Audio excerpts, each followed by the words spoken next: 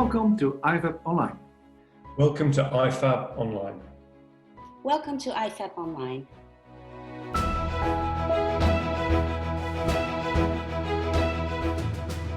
Welcome to today's session.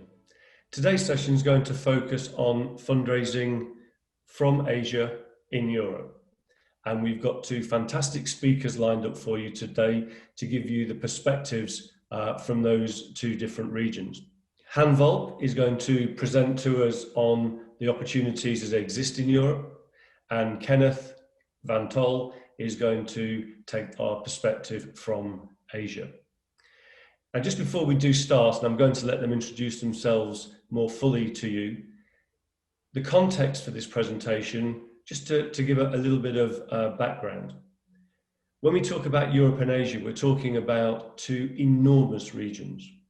We're talking about two continents with hundreds of countries, with hundreds of religions, of cultures, of languages, of different perspectives historically in fundraising and philanthropy, where that fits in with different societies. So one of the most important things to take away when we're looking at fundraising opportunities in different continents is the fact that it is not one shoe fits all. We're going to have many different perspectives from very many different angles. So without further ado, I'm going to introduce you to our two speakers. And first of all, we're going to start with Kenneth. And Kenneth is going to start by explaining some of the factors from an Asian perspective when they are trying to fundraise in Europe. Kenneth. Thank you, Dave. So my name is Kenneth Van Tol, and I'm the Director for Institutional Fundraising at BRAC International, and I'm based in Europe. Our office is in The Hague. And BRAC International, just to first give a bit of context, BRAC International is an international NGO operating in Asia and Africa, currently in 10 countries. Our roots are actually in Bangladesh. We were founded out of Bangladesh. There is one of the largest NGOs in the world actually, but also definitely in Bangladesh, is called BRAC. And it has been founded in the late 50s, and in 2002, the international expansion started with Afghanistan, to date now in, as I said, several countries in Asia and Africa. And my role at BRAC International is to manage our office, which is located in The Hague, and to raise funds from the European market. Thank you very much for that introduction, Kenneth. I'm now going to hand over to Han Volk, and Han is going to introduce himself and his work. Han. Yeah, so my name is Han Volk. I'm the founder and CEO of Han Volk Fundraising Consultancy, or HVFC. We are a fundraising consultancy organization that helps NGOs primarily and other organizations to boost their performance so they can achieve the sustainable development goals quicker. So we focus on fundraising consultancy in the whole cycle of fundraising, primarily on foundations and institutional donors. But we also help them with the monitoring and evaluation work and making sure they have the best team to perform. So we also do recruitment and HR support. And we do that from two offices. We have one office in the Netherlands, in Gouda, where I'm currently at. We also have an office in the United States, in Washington, D.C. Plus we work with a few consultants that are based in Denmark, United Kingdom, and in New York. Thank you very much, Han. So now we're going to move on to the main presentations, and I'm going to ask Kenneth if she can outline some of the fundamental principles that apply to her when she is fundraising from an Asian perspective in a European context. Kenneth. Thank you, Dave. So I joined BRAC in 2018, but even before that time, there was already an office here where we were fundraising from the European market. In addition to that, we also have what we call an affiliate office in the UK, in London, which is BRAC UK, and which is a part or a member of the larger BRAC family. So if we look at the European landscape, we actually have two, let's say, physical offices, one in The Hague and one in the UK. In perfect hindsight, this is perfect, also because, of course, of the recent developments in the UK with Brexit, and when you're raising funds from Europe, not being from Europe, it actually works very well that we now have these two offices in these strategic locations. Basically, how we have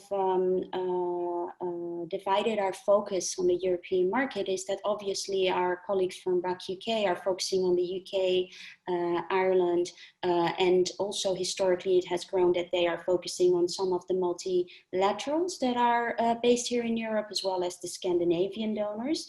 And then I do the rest of Europe, which immediately, of course, is a very broad term for, as you already indicated, Dave, that the fundraising landscape in Europe is very diverse. And so we need to also prioritize, of course, which are the markets that we are going to focus on. So for the time being, since I came in 2018, we prioritized the European Commission, or the EU, if you like. The Netherlands, obviously, because our office is here in the Netherlands, and we are looking at or we are about to look at the German market as well.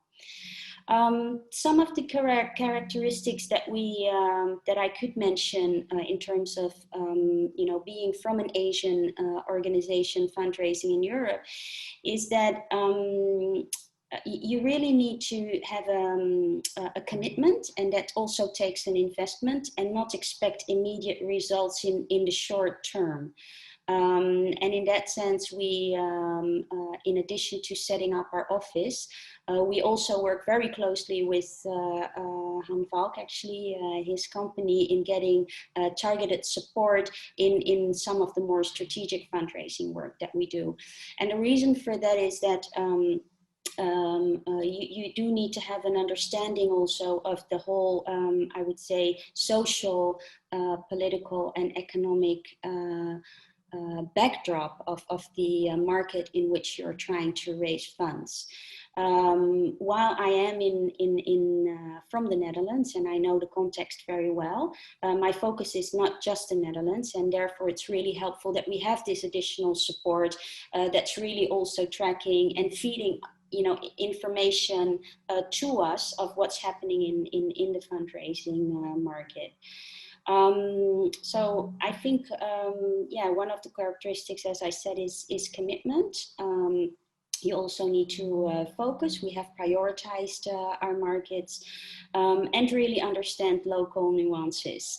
And this is also part of my role, that I also feed back to my colleagues in Bangladesh, but also in the other countries where we work, what is actually what is happening in the fundraising landscape around us.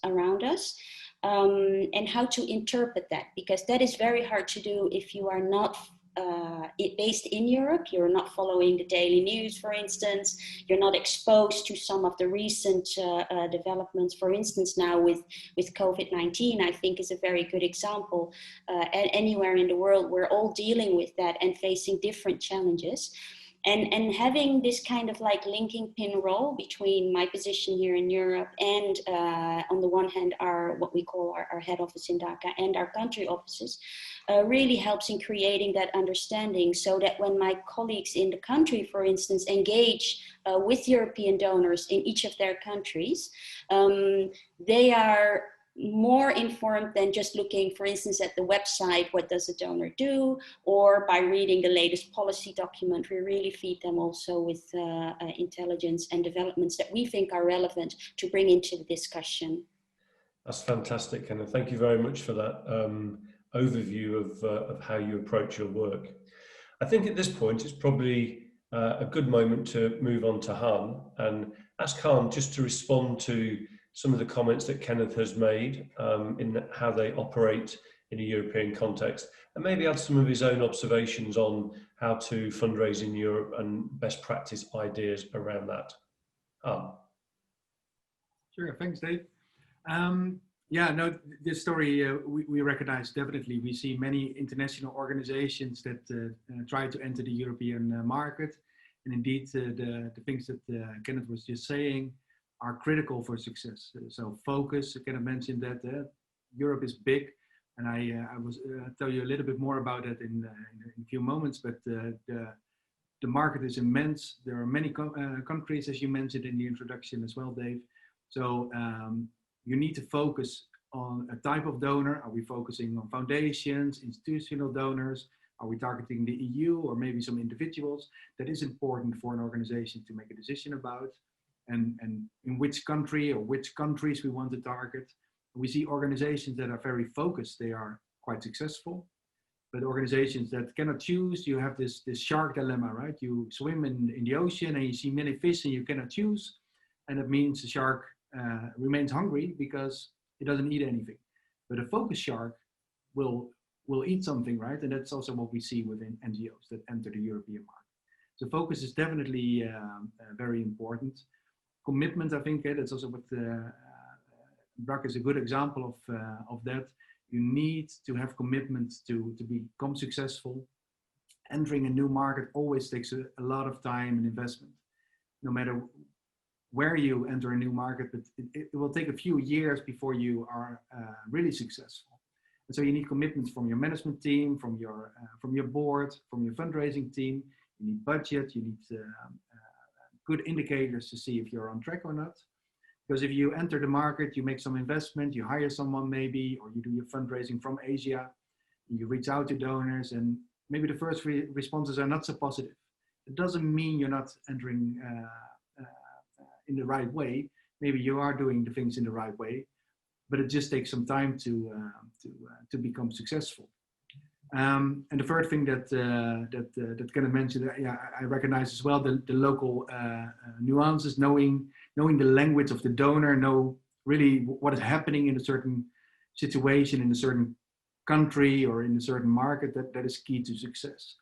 And the reality in Asia is of course different than the reality in let's say Netherlands or France or in Germany. So you need to know, yeah, what the situation is. You need to understand, maybe not literally the language, but in some countries they do appreciate it if you communicate with them in their local language.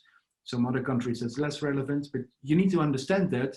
And when you understand that, you can be successful. That's one of the reasons that we as a company, we have about 15 people working here from 10 different nationalities. And we do that on purpose because if we only would have Dutch people, we would be extremely successful in the Dutch situation, but it would be more difficult for us to understand the situation in Denmark or France, for example. So it's important that you know all of the local nuances. So I recognize what Kenneth is saying. Yeah. Thank you very much for that, Han. That's a very good overview of the European perspective. And I think we're hearing some very consistent elements from both of you, the need for commitment and a longer term investment, targeted priorities, and the power of having a local office and people operating that know local language and local culture and nuances. So thank you very much to both of you for that. I'd like to move on now to a broader question. Why? Why do we actually embark on fundraising activity from two very different parts of the world? What are the fundamental elements that underpin that why question? And Han, I'd like to start with you first on that, if I may, please. Yeah, thanks, David. I think it's first question is, of course, as an NGO, why do you want to expand to a new territory? And I think main reason is probably because you either want to grow as an organization, so you want more income coming to your organization, and or you want to diversify your funding, meaning different sources of income from different regional areas, mean that you are more flexible in what you do and less risk as an organization. So there are different reasons why you want to expand. And then of course the question is then, if you want to expand from Asia to another region, why Europe? And what we see is that there are different reasons why organizations choose for Europe. And of course, it's about the fundraising opportunities. But I will come back to that in a bit, because I know that everyone that is listening to this session is probably most interested in that. So that's a teaser for later. But there are a few practical reasons as well why Europe is so interesting for Asian organizations. And one is that it's really easy to register. So you mentioned already, it helps to set up an office in Europe. It's not necessary always to set up an office in Europe. You can do a lot from Asia as well. But in case you want to set up an office, it's relatively easy to set it up. It's a matter of a few hours or a few days. It depends per country a bit. But it's really easy to register as an NGO compared to some other countries in the world. Europe is relatively stable, and that also is a good incentive for organizations to actually register and become active in Europe. The fundraising is quite stable, so it's relatively easy to expect what kind of sources of income you can expect over the next couple of years.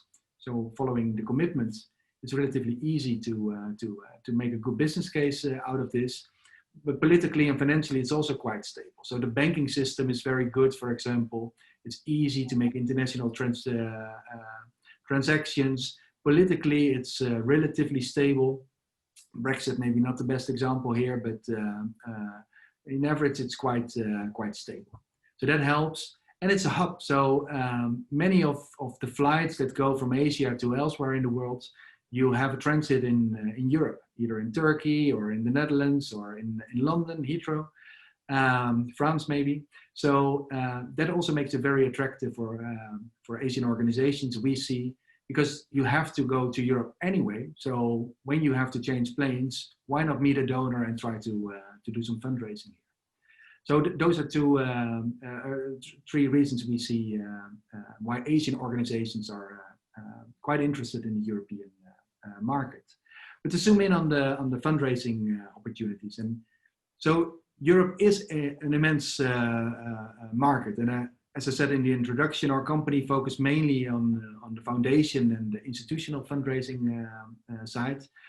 And you see that that Europe is the largest donor in the world. So if you look at the ODA, the official development assistance, so the money that the governments allocate to development cooperation, you see that Europe, the continent, is the largest donor in the world.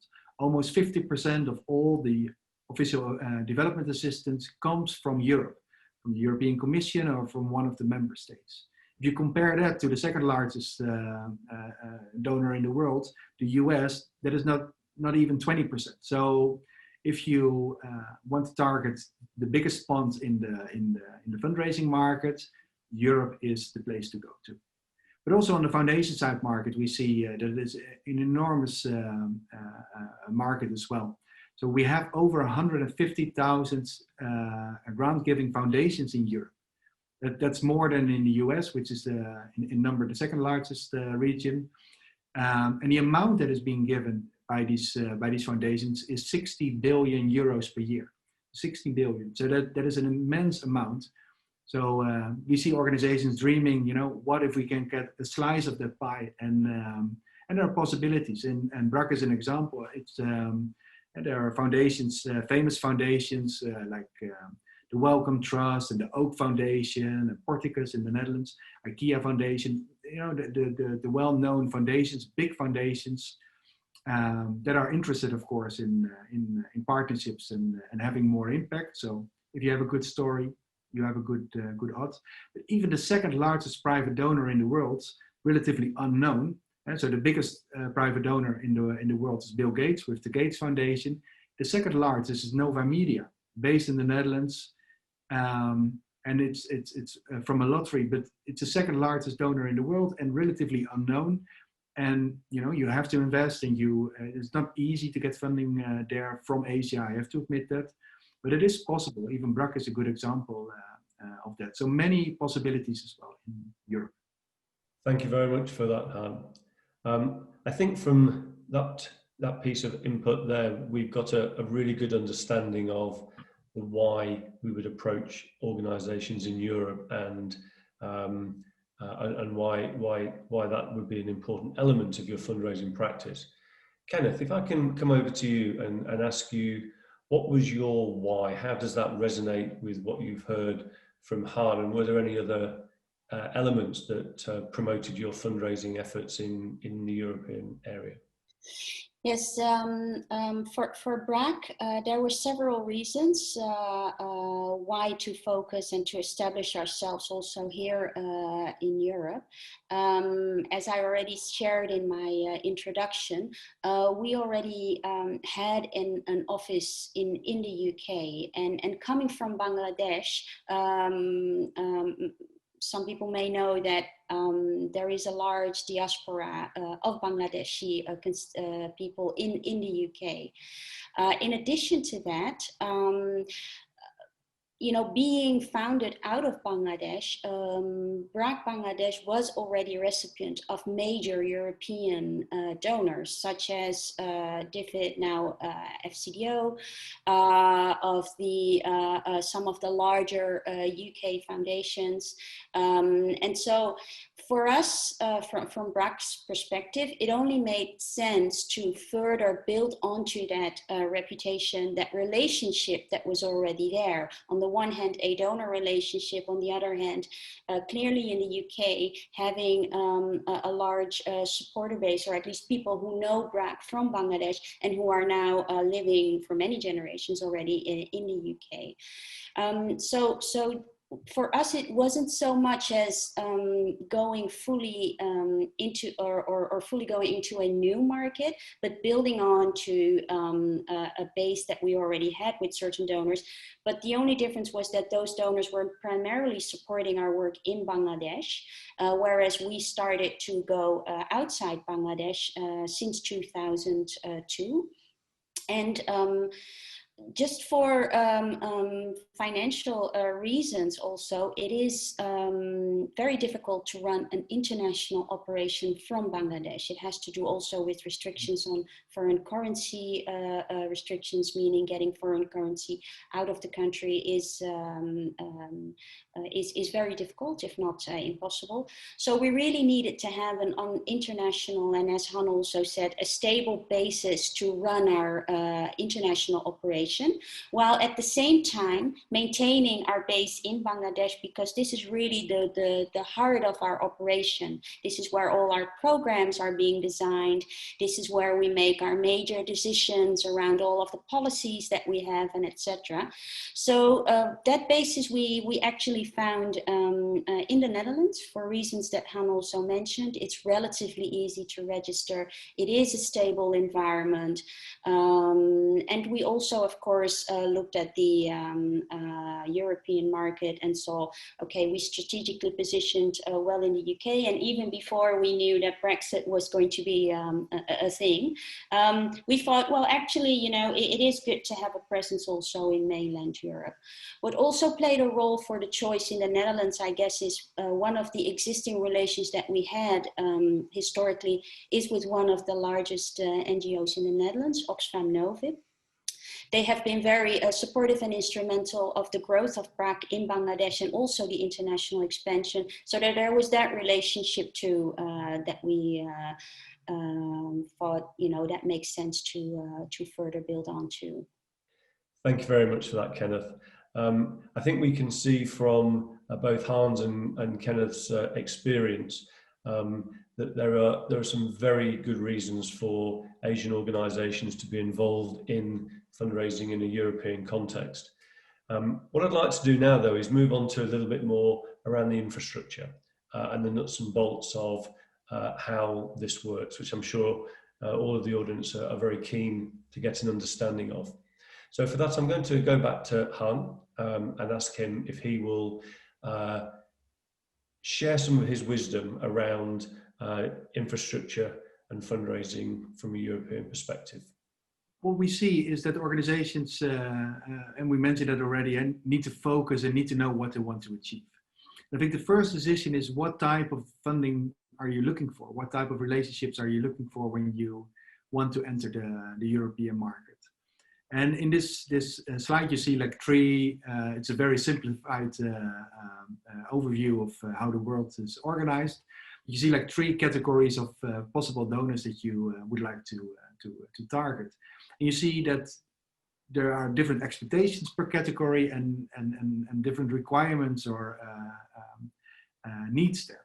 So on the far left, you see in blue the individual fundraising. That's again not really our expertise, but what you see there is that the average donation is often relatively small. You get this €5 per month kind of donation. If you're focusing on high net worth individuals, perhaps a bit more.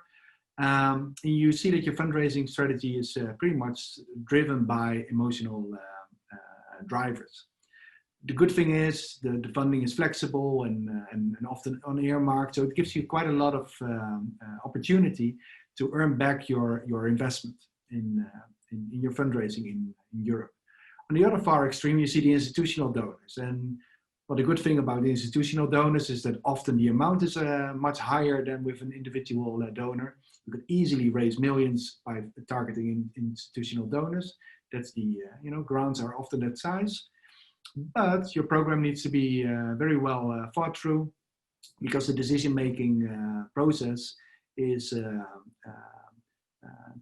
goes through very, very clearly defined criteria. So it's often a tender procedure. You need to score points.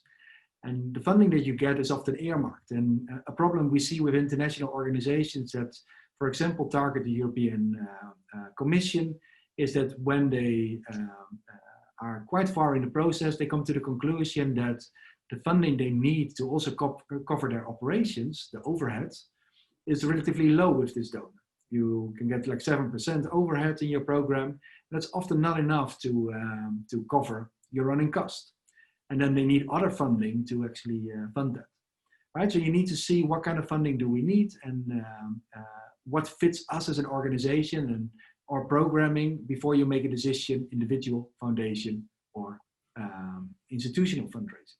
So what we tell our clients is that you need to have a certain strategy, and it's this is again a very simplified overview of what such a strategy could look like. We focus on structural relationships between an NGO and a donor. Even with institutional funding, it is possible to engage in a relationship with them to make sure that it's more likely that they're going to renew the funding when your contract ends. So we really focus on the relationship building between you and the donor. And so if you start at the bottom of the pyramid, as we call it, you need to know exactly what the market is. And it brings us back to to what I just discussed, the difference between foundations and institutional donors, for example. So you prioritize there, and then you're going to see which donors then fit my organization, which ones might be interested in funding us. And you need a short list of those types of donors, and that brings us back to the focus point. When you have the short list, you need to know what your odds are when you target these donors. So you need to really know the fundraising procedures, how they make decisions, who makes decisions, based on what, where the funding comes from, all kinds of questions you want to have answered before you actually engage with them, because that is key information to convince the donor that you are the organization to fund. We call it in this slide donor profiling. So you need to know a lot about this donor. You see that the slice becomes smaller already, because some of the donors that looked great initially, they are not so interested in us, or we are not interested in them, maybe when we go a bit more into the details.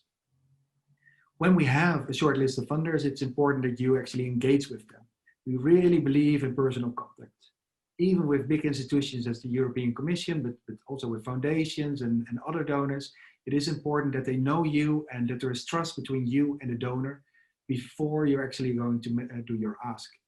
Keep in mind, you're from Asia, so they don't know you. You might be very well known in Asia, but if you enter the European market, you are a new organization. So you really need to invest in that relationship building. And that takes time. This can easily take 2 years of engagement with the donor before there is so much trust that they're going to fund you, just to manage your expectations. Sometimes it goes quicker, but it does take a lot of time, and it doesn't take a lot of contact moments. Well, when the trust is there, then you have the right moment to actually submit a proposal or do your fundraising ask to the donor.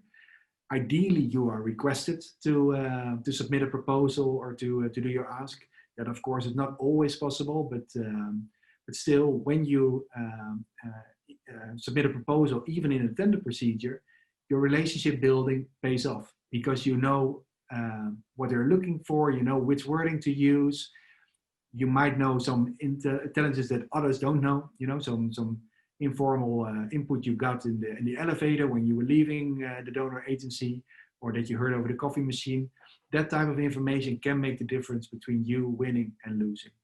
And then the last step, you see the implementation, which actually, and you implement the project that you got funding for, which is, in our sense, the first step to also start a new process to get funding when that contract ends. So engage in the relationship in this. One thing that you don't see in this overview, which is maybe very important to add, especially when you're new in a market, you might want to consider working with other organizations that are already active in Europe. So in partnerships to speed up this process, because the donor might know the partner already, and if you work together with them, it might speed up the process. So that is just an extra tip. But in general, if you follow these steps and you are patient, you will be successful. Thank you very much for that presentation. That's extremely useful. I'm very interested to see your pyramid approach, and also just wanted to ask you before we move on to Kenneth to respond, the role of stewardship with institutional donors and foundations. How does that look any different to a stewardship program that our viewers might be more familiar with within their own organisations? What are the key ways that you find that stewardship works well with the donors? I think there's one golden bullet here, and that is genuine interest in each other. And what we see is organizations that approach the donors is they see them as walking wallets, right? They only have dollar signs or euro signs or UK pounds if they want to do it in the UK in mind when they talk to a donor. So they start by saying, this is my project and it needs so much funding. If that is your approach, it's very unlikely that this relationship will actually flourish. So our recommendation is always to ask a question first. So instead of telling who you are, ask them who they are. Be prepared. You can get a lot of information about the person that you're meeting with already on social media. You can just follow the person on Facebook and LinkedIn, also with the organization. So if you're prepared and you're genuinely interested in each other and you ask questions, then based on that, a good relationship and trust will be built. So be patient also in that. So you know, if you follow this strategy, you know it will take 5, 6, 7 contact moments easily before this trust is at the level that you want to have it. So it's totally fine if the first meeting doesn't result in them asking for a 2-pager about your project. That will come. Take your time. Fantastic. Thank you very much, Harm. Kenneth, your experience of fundraising in Europe from the sort of model that Harm presented, what observations do you have on that from your personal experience?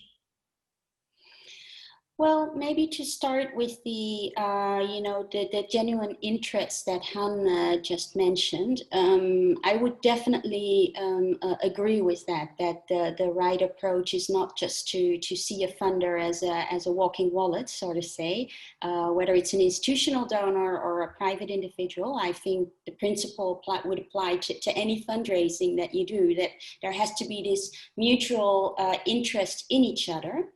From my experience, I think it's also important to add that in addition to the mutual interest, there has to be a mutual openness to see things through the eyes of the other. And that in particularly plays a role when you're coming from, in the case of Prague, from Asia, and you're entering the European market, but it also goes the other way around. How does the other view us? And in international development, there is always, just to name a concrete example, we talk about the global south. And when I'm in a meeting, I'm thinking, oh, that's us. But the Global South is often being spoken about. And there you have the Global South sitting opposite your table, and just being aware of that dimension, and also to not to feel hesitant or to bring that up, saying like, well, I see you have Global South mentioned, you know, in your policies, you are talking about it, but here we are the Global South, talk to us. These are our ideas. They may be, you know, somewhat different, and we may have a different approach, but this is all part, I guess, of the new equilibrium that we're moving towards, and which is there is a whole movement in the South coming now up and coming to Europe, not just to raise funds, but also to do a certain, I would almost say, you know, agenda setting. We want to play a role also in making sure that international development happens not just for the South, but also with the Global South. And I think if it's quite exciting to see that a lot of donors are really open to having that conversation. It's relatively new. And from our position, it also takes some investment on our part. For instance, the pyramid that Han just showed, and he mentioned that, you know, these are very extensive bids with lots of rules and regulations, lots of models. Those models are, first of all linear. I think from coming from a country where, you know, there is everything from poverty to natural disasters, unpredictable factors such as the economy and etc. We are not very much used, I would say, to always think in those linear systems. And we have to find a way, you know, how do you operate that, you know, because that is the system that you are trying to raise funds from. And this is maybe going back to the point I made earlier. This is why it's so important that you actually have people who understand those systems and at the same time can relate that back to the DNA of the organization, which may not be so linear, but in the end, we all want to reach that same goal, and to keep that really in mind when you are sitting with a donor and building that relationship and creating that mutual understanding. That's fantastic, Kenneth. Thank you very much for your perspective on that. I'm also interested in your experience, Kenneth, on how you actually do steward your donors when you've secured funds from Europe. Are there particular approaches that you have found work well? Yes, I think donor stewardship, I think it's really about then further building that both the institutional as well as the personal relationship. At the end of the day, even though you're dealing with a large institutional donor, such as the European Commission, or Han also mentioned the postcode lottery, of whom BRAC is also one of the beneficiaries.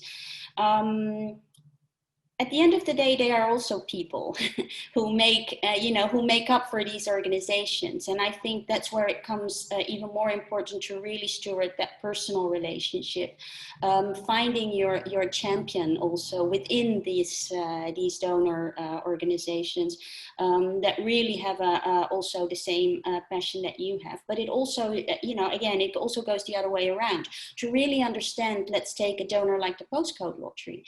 They are in the business of selling lottery tickets. How can you contribute to their aim, which is, for instance, by making sure that you have really good stories to tell so that they can share that with their wider audiences. So I think, that is one of the ways how we try to really build that relationship, and also to make sure that in the countries where the projects are being, or the programs are being implemented, that we also have that engagement at all levels with the donors, from the field level, our frontline workers doing the work, actually making sure that they have a good understanding. Who is this donor? Why are they supporting the project? So that when they do talk to a donor, that they're not, that they are at least more aware. This is not just, some mysterious pot of money that's coming somewhere and that allows them to do their job. But especially if you go higher up the level to country director level, to really make sure that they also have an understanding of what is it, why has this donor decided to support us? what is their interest, and also to give them a little bit of a horizon, like, so where do, what is the next horizon, so to say. Of course, it's continued funding, but there's much more to that relationship than just at the end of the line, the funding. Maybe we want to see some piece of innovation. Maybe we want to see a scale up of the project that we're currently doing. So that's how we really try to then further build on that relationship. So we're going to move on now to a very interesting section of the presentation, which is around local nuances and culture. As we said at the very beginning of the presentation, Europe is a very, very extensive block of countries with many traditions, many cultures, many languages, where philanthropy has got very different meanings to different countries. The roles and responsibility of philanthropy can look quite different. So we're going to spend the next few minutes having a look at some of those local nuances, and Han is going to start that for us, and then Kenneth will come in with some of her observations as well. Han. Yeah, I think it's a local nuances and cultural differences, language differences are very important to be aware of. Like Kenneth already gave the example that many of those tender procedures have a linear kind of thinking, while your context might be slightly different, and it's important to be aware of the donor language and the donor needs and the cultural differences that there are.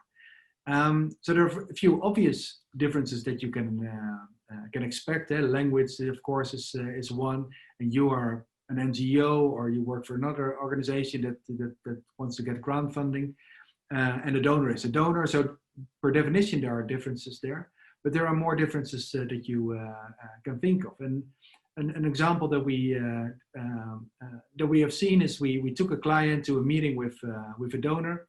They spoke for an hour.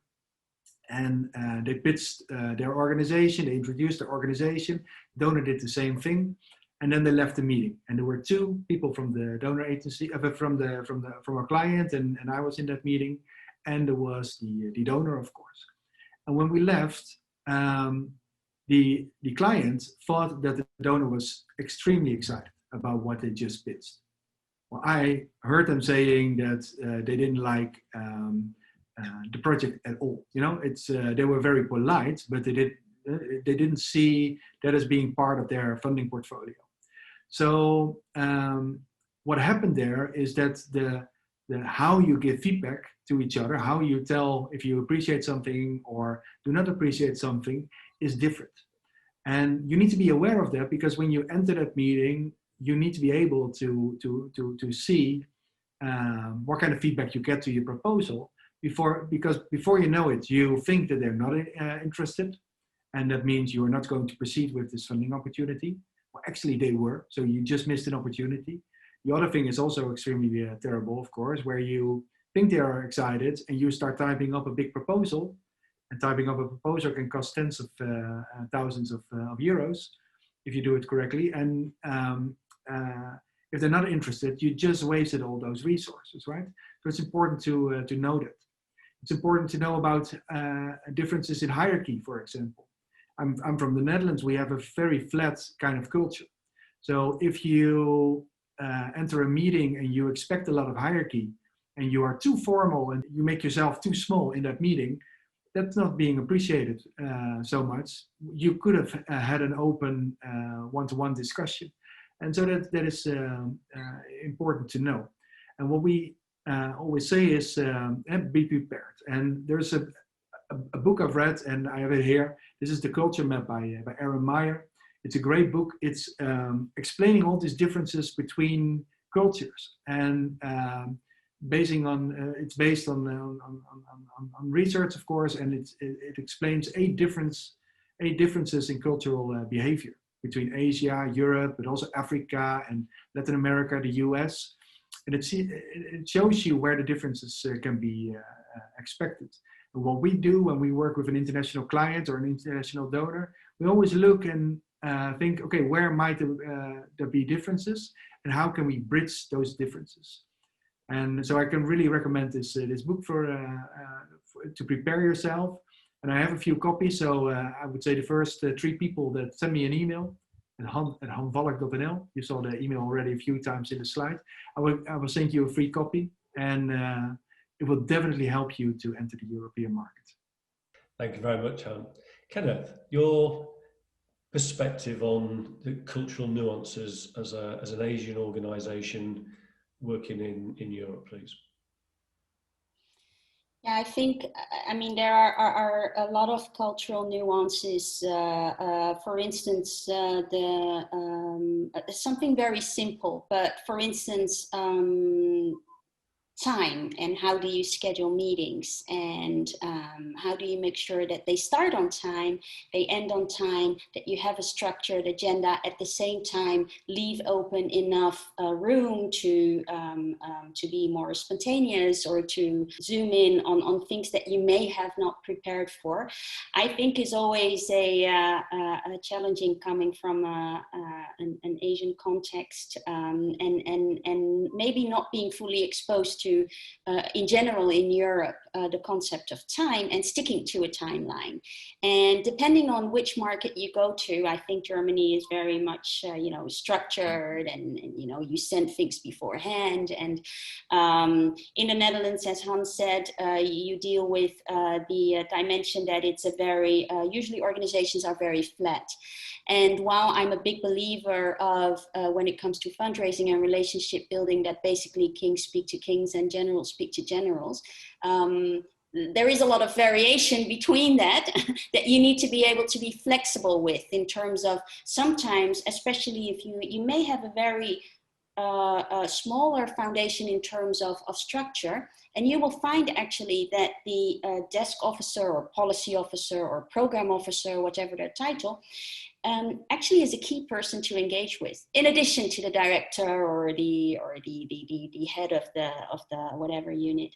And I think it really is important that as an organization coming from the outside, that you recognize, or that you have at least someone who can point out, like, this is how it works. I mean, you cannot expect from Asian organizations, or wherever they are from, entering Europe, that they understand all and identify all these local nuances. And that's why it's really good to have these local contacts on the ground that can point that out.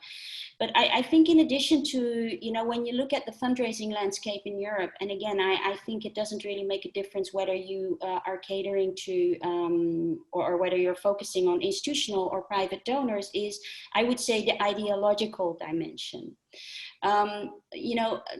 Philanthropy, institutional donors are historically grounded in certain ideologies, certain religions, certain social movements. If you look at labor movement, for instance, it's very, very important that you understand what is really the background, the context of how this donor came into being, because even though they may have evolved from their original basis, you will always find some of that ideological, religious, or social fabric, I would say, you will find that in their DNA. And really understanding that background also helps to make a connection to your project, or to the work that you're doing, or the organization that you're representing. And again, that's why it's really important that you also either have a local contact on the ground who can help you, who can help guide you through that, or that you find another way of really grasping that ideological, I would say, dimension, together with the cultural dimension. Well, thank you to both Kenneth and Han for giving us a really good overview of the fundraising landscape in Europe and how to access it from an Asian organisation. I think you've heard a lot of commonalities in the two perspectives and the key elements that you would need to be addressing to operate in Europe and also to fundraise from an Asian perspective in Europe.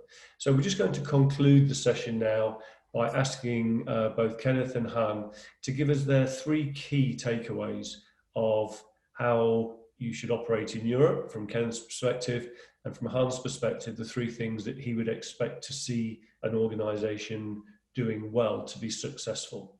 So Kenneth, if I can pass on to you first, please. Yes. Thank you, Dave. And I think in addition to the many things that we have touched on in this session, I think 3 key takeaways would be for me to really, I mean, if you really want to enter the European market, be successful, is to focus on 3 things. First of all is the who. Who are you targeting? As we said, Europe is a very big landscape.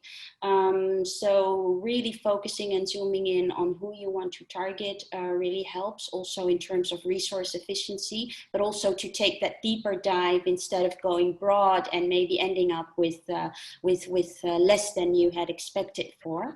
And really also to, that's the second key takeaway, is like, why? Why do you want to raise funds in Europe? Why do you want to raise funds from, you know, your top 3, your top 5 donors that you have, and what does it take? And I think the third key takeaway I would say is, you know, take your time to learn also. Learn from, you know, your failures, because we also had failures. It's only normal that we will also have those, but we also had successes. And we learn from those, but also be ready and open to learn from your peers, others, organization in this field who are going through a similar process, but also be ready and open to learn from these donors, and don't only see them as a way to get funding for your work. That's great, Kenneth. Thank you very much for that. I think that clear message of your case for support, the why, the targeted approach to the people that you're approaching, and having a learning culture, three great takeaways. Thank you very much for that. The 3 things that you would expect an organisation to be doing well, or to have considered for success. Well, and not to repeat ourselves too much, but we already mentioned 3 things. Kenneth mentioned it, I mentioned it before as well. But focus, commitment, and know the local situation. Those are, of course, the 3 key things to start with. But to add to that, maybe 2 more things. So one is have a strategy in place. So know what you want to achieve. Be realistic in that as well. Make sure there's some budget to achieve all of that. And try to measure your steps in between. So are we doing the right things? And the right things should not only be measured in how much money did we raise, but do we see relations are being boosted? Is the relationship getting stronger? Is the name recognition getting stronger? All of these things, you know, that's very important. And the last thing, and we mentioned that the market is enormous, and that you need to be prepared and to know many things. The risk of sharing all of this input with you is that you are not going to do anything because you think you're not prepared enough. And we see organizations sometimes over-prepare themselves and they lose themselves in the preparation phase. The preparation is very important, but when you are talking to each other in your organization, that is very helpful, but it doesn't raise any funds. So my last tip would be just try it. Try small, just pick an approach, try to see if there are donors that are interested in meeting with you or partners that you could potentially partner with. Just give it a try. Start small and see how it works for your organization. And it might go very quickly for your organization and it seems that you have like a natural flow going. We see that happening, organizations that just get it. And we also see organizations that even though they're extremely prepared, don't get it. And there remains a mismatch between the organization and the donor. You will know if you try. So again, my last tip, just try small pilot project and see how it goes for you. That's fantastic advice, Han. Thank you very much. And I think at that point, we're going to draw an end to this particular presentation. I would just like to extend my thanks to Han and to Kenneth for giving their time so freely and taking a lot of time to put together their thoughts on this particular presentation. A great contribution to the IFAB online conference. Thank you all very much for your participation. Thank you. Thank you. Thank you. Bye.